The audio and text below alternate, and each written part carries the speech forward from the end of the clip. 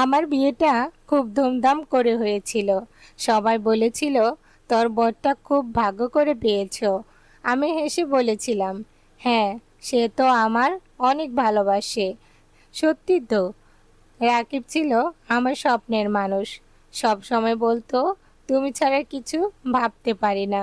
আমিও বিশ্বাস করতাম, কারণ আমিও তাকে ভালোবেসেছিলাম নিজের শেষ বিশ্বাস পর্যন্ত। বিয়ের কিছুদিন পরেই ও বিদেশে যাওয়ার সুযোগ হয়। সেই দিন আমি খুব কেঁদেছিলাম। ও বলেছিল, তুমি কেঁদো না, আমি ফিরে আসব তোমার জন্য, আমাদের ভবিষ্যতের জন্য। সেই দিন আমি ওর সুটকেস গুছিয়ে দিয়েছিলাম। প্রতিটা জামা ভাঁজ করতে করতে ভাবছিলাম, এই কাপড়গুলো পরে একদিনও ফিরে আসবে আমার কাছে। আমি নিজের হাতে ওকে কোরআন শরীফ আর তসবি দিয়েছিলাম। ও বলেছিল, তুমি থাকো, তোমার দোয়ায় আমি একদিন ঘর বানাবো তোমার নামে। আমার ভেতরটা গলে গিয়েছিল। ভেবেছিলাম ভালোবাসা মানেই এমন কিছু। বিদেশে যাওয়ার পর প্রথম কয়েক মাস আমাদের প্রতিদিন কথা হতো। ভোরে কল আসতো, ঘুম থেকে উঠছো, রাতে বলতো, আজ অনেক কাজ ছিল, তবুও তোমাকে না বলে ঘুমাতে পারবো না। আমি ফোনটা বুকের কাছে ধরে ঘুমাতাম। হয়তো চোখে ঘুম থাকতো, কিন্তু মন থাকতো রাকিবের কণ্ঠে। কিন্তু ধীরে ধীরে সব বদলে গেল।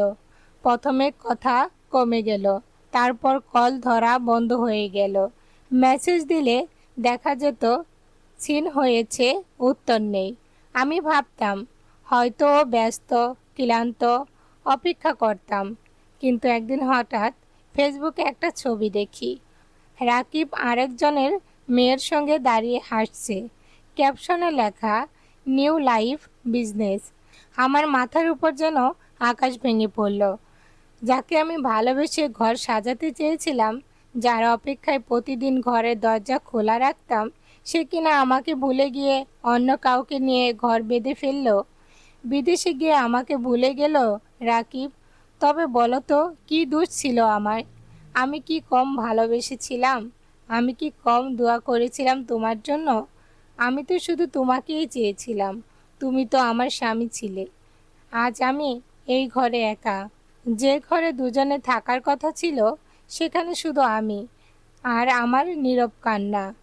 সবাই প্রশ্ন করে, তোমার বর কোথায়? আমি হেসে বলি, ও তো খুব ব্যস্ত। কিন্তু ভেতরে ভেতরে আমি ভেঙে পড়ি। প্রতিদিন নিজেকেই প্রশ্ন নিজেই করি, বিদেশে গিয়ে যদি আমাকে ভুলে যাও, তবে বিয়ে করেছিলে কেন? তোমার কি একটু মায়া হলো না আমার জন্য? আমি এখন কাউকে বিশ্বাস করতে পারি না। ভালোবাসার নাম শুনলে বুকের ভেতর ব্যথা ওঠে। আমি এখন শুধু একটাই জবাব খুঁজি, বিদেশে গিয়ে আমাকে ভুলে গেলে রাকিব। কিন্তু সত্যি কথা বলো, কি দোষ ছিল আমার?